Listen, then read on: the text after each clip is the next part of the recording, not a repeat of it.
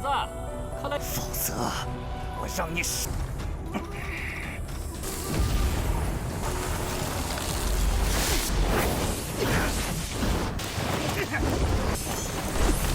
不狂言，拿命来！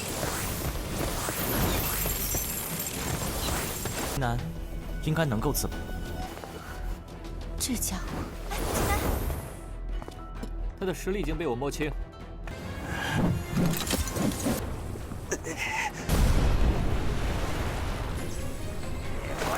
跑得了吗？秦南，秦南捡回一条命，居然都过去1炷香的时间了。Halo guys, welcome back to KD Universe. Mari kita lanjutkan Tonghua Juishi Chanhun atau Peerless Battle Spirit. Nah, di part hari ini kita semua bakal melihat guys, Qinan akan bertarung 1 lawan 1 by 1 dengan salah satu murid dari ke-10 jenius. Siapakah itu? Penasaran kan? Kalau berdasarkan part terakhir yang udah kita tonton, Qinan itu pengen mencari bunga teratai emas. Tetapi sebelum itu dia berkultivasi di dalam sebuah goa yang ada di sana. Karena latihan ini juga dia berhasil meningkatkan roh dewa perangnya sampai ke tingkat 9. Setelah itu dia mengajak Xiaoleng bergegas pergi mencari bunga teratai emas. Singkat cerita, akhirnya mereka sampai ke sebuah danau dan hutan yang ditutupi oleh kabut misterius. Di sana ada banyak murid yang berkumpul untuk menunggu kemunculan teratai emas.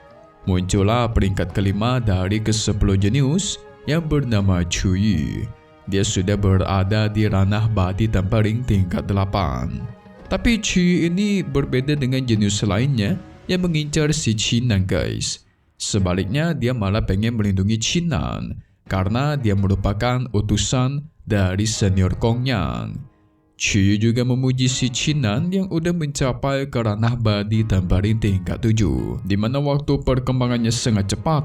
Tapi gak lama dari itu tiba-tiba terdengar ada suara seseorang dari dalam hutan, dan dengan ini pun kita masuk ke intro ya guys. Orang misterius tersebut pun memunculkan dirinya dan tertawa keras, tidak menyangka ternyata tidak cuma ada teratai emas yang berkelopak 3, tapi juga ada Qinan di sini. Yang ternyata orang misterius tersebut bernama Yinsha. Dia adalah peringkat 4 dari ke-10 jenius. Yinsha menegaskan akan mengampuni Qinan kalau dia berlutut dan memohon ampun. Tapi dia mengancam guys, jika tidak maka dia akan membantai Qinan secara langsung. Mendengar ancaman itu tidak membuat Qinan takut. Dia malah tidak menyangka ternyata Yinshan termasuk anak buahnya Zhixiao yang cuma seorang pecundang dan pemimpin para murid baru, kayak senioritas gitu guys. Membuat Yinsha emosi mendengarnya, merasa direndahkan. Dia langsung mengumpulkan kekuatan, melancarkan serangan. Dengan sigap Chuyi menahan serangan itu dan menyerang demi dia. Tapi Yinsha tidak mau guys. Dia mengancam bakal membantai Chuyi juga semisal dia tidak minggir. Tapi Chuyi tidak takut akan hal tersebut karena dia sudah ditugaskan oleh senior Gongyan untuk melindungi Qinan. Tapi apa yang terjadi? Tiba-tiba Qinan malah maju mendekati Yinsha. Dia mengatakan kepada senior Chuyi kalau dirinya nggak bisa menghadapi Yinsha, maka dia sendiri nggak bakal bisa mengalahkan Zhixiao nanti. Jadi Qinan harus mengalahkan Yinsha dulu nih. 否则我让你死！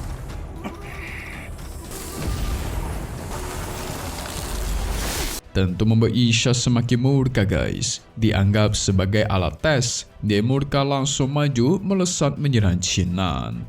Pertempuran pun terjadi di antara mereka. Tapi kelihatan Qinan dengan mudah menghindari semua serangannya Yinsha nih. Gak cuma itu, Qinan berlari ke dalam hutan untuk memancing si Yinsha ikut dengannya. Melihat hal itu, senior Chuyi dan Xiaoleng ikutan masuk guys, menyusul. Di satu sisi, senior Chuyi merasa lebih tenang karena kecepatan Qinan tidak lebih rendah daripada Yinsha. Sementara Yinsha terus mengejar Qinan, langsung mengeluarkan rantai-rantainya untuk menangkapnya.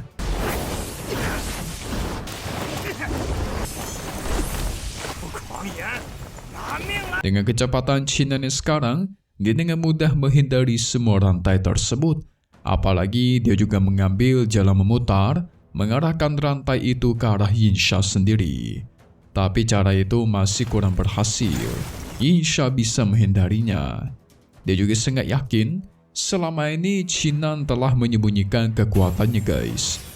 Gak lama dari itu, Senior Qi dan Xiaoleng pun sampai ke tempat pertarungan mereka. Karena merasa terkepung, Yinsha memutuskan untuk mundur terlebih dahulu dan segera kabur dari sana. Senior Qi sempat tidak menyangka, ternyata Chinan bisa menandingi kekuatan dari si Yinsha yang terkenal sangat kuat. Peringkat 4 nih guys, tentu kuat dong. Tapi apa yang terjadi? Tiba-tiba Chinan menyuruh mereka segera kembali ke danau dan menunggu dia. Sementara dia akan mengejar si Yinsha untuk mengetahui lebih detail soal kekuatannya. Jadi pengen ngetes kekuatan gitu guys. Yang dimana itu membuat Senior Qi semakin khawatir dong. Akan tetapi Xiaoleng tenangkan dia karena dia yakin Chinan bisa melindungi dirinya sendiri. Di sisi lain, tepatnya di dalam hutan, Yinsha kesal bukan main. Sampai-sampai dia merobohkan satu pohon besar yang ada di sana. Dia tentu kesal tidak terima karena semua tekniknya itu bisa dihindari oleh Chinan tadi. Serasa direndahkan guys. Gak lama dari itu Chinan pun muncul di belakangnya. Jelas membuat Yinsha terkejut. Berani-beraninya Chinan mengejar dia seorang diri pula. Chinan mengatakan dia saja sudah cukup untuk menghadapinya. 南应该能够自保。这家伙，他的实力已经被我摸清。 Membuat Yinsha tertawa keras.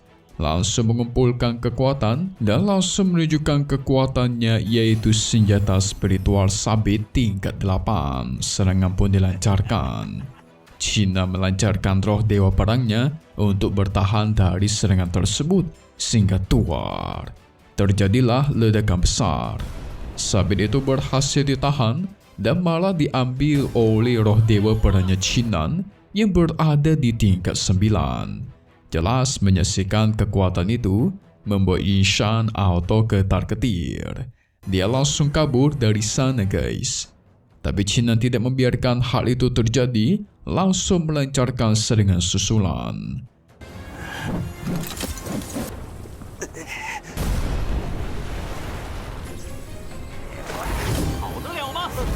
Di sisi lain, tepatnya di danau, orang-orang di sana mulai penasaran apa yang terjadi di antara mereka. Soalnya ini sudah sangat lama, tetapi mereka tidak kunjung keluar. Tapi orang-orang juga ada menduga pastinya Yinsha lah yang memenangkan pertarungan tersebut karena dia terkenal sangat kuat. Tentu mendengar itu membuat Senior Qi semakin khawatir dong. Karena kalau semisal terjadi sesuatu kepada Chinan, pasti Senior Kong yang bakal marah dan dia tidak tahu apa yang harus dia katakan. Namun gak lama dari itu terdengar ada seseorang yang keluar dari dalam hutan. Yang ternyata itu adalah Chinan sambil membawa tubuhnya Yinsha yang udah dia kalahkan. Itu membuat semua orang di sana terkejut tidak percaya. 秦南，这秦南捡回一条命，居然都过去1炷香的时间了。 Gak cuma itu, Chinan juga mengancam orang-orang yang ada di sana dan menyuruh mereka semua pergi dari sini. Alhasil, karena Yinsha sudah dikalahkan oleh dia, para murid pun bergegas pergi dari sana. Setelah itu, Xiaoleng yang masih bingung, dia penasaran gimana caranya Chinan mengalahkan Yinsha coba yang terkenal sangat kuat. Tapi Chinan gak mau kasih tahu guys. Dia cuma beralasan sedang sangat capek. Singkat cerita, setelah menunggu cukup lama, akhirnya bunga teratai emas berkelopak 3 pun muncul di sebuah pulau yang ada di tengah danau. Senior Qi memberikan pendapat untuk mengambilnya secepat mungkin. Tapi Chinan mengambil sebuah batu dan dia lemparkan ke danau itu untuk mengetes guys, ada apa kira-kira. 我们还是速速取走3瓣金莲。那应该就是3瓣金莲了。 Melihat danau begitu tenang, Xiaoleng merasa tidak ada masalah. Jadi nggak ada bahaya harusnya ya kan? Tapi nggak lama dari itu, tiba-tiba gempa besar pun terjadi. Qin Nan pun melesat maju mengambil bunga teratai emas. Dia menyarankan agar segera mencari tempat persembunyian untuk menyempurnakan bunga ini. Alhasil mereka pun segera kabur dari sana. Yang ternyata guys, pulau yang berada di tengah-tengah danau itu adalah tubuh seekor buaya yang sungguh besar. Wadidaw. Yang berarti gempa tadi berasal dari gerakan si buaya itu. Dia membuat gempa karena terbangun guys. Tapi di atas punggung buaya itu juga terdapat seorang tetua misterius yang sudah memperhatikan Qin Nan beserta teman-temannya. Nah pertanyaannya guys, kira-kira siapakah tetua misterius itu ya? Apakah dia adalah salah satu musuhnya Qin Nan? Ataukah dia malah penjaga bunga dari teratai emas itu? Tapi kalau sudah dimunculkan seperti ini, berarti cepat atau lambat mereka bakal dipertemukan kembali. Apakah di part selanjutnya bakal dipertemukan?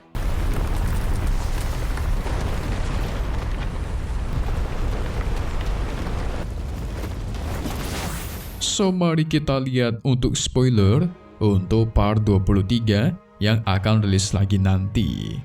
Jadi singkatnya nanti kita semua bakal melihat tetua misterius itu mengikuti Qin Nan dan teman-temannya sampai ke tengah hutan. Dia memunculkan dirinya dan menegaskan mencari seseorang yang bernama Qin Nan. Itu membuat Qin Nan terkejut dong. Soalnya dia sama sekali tidak merasakan kehadiran dari tetua ini. Tapi dia langsung memberikan hormat, memperkenalkan diri.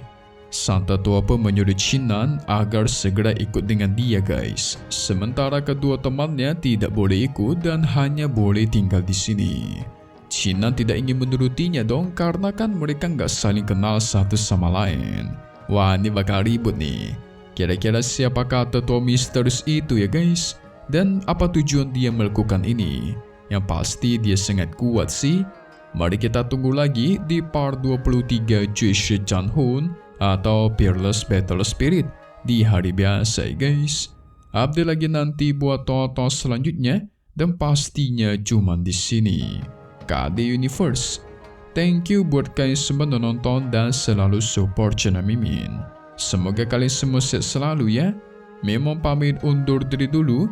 Kita bakal ketemu lagi di video-video selanjutnya. Oke kalau gitu, see you guys.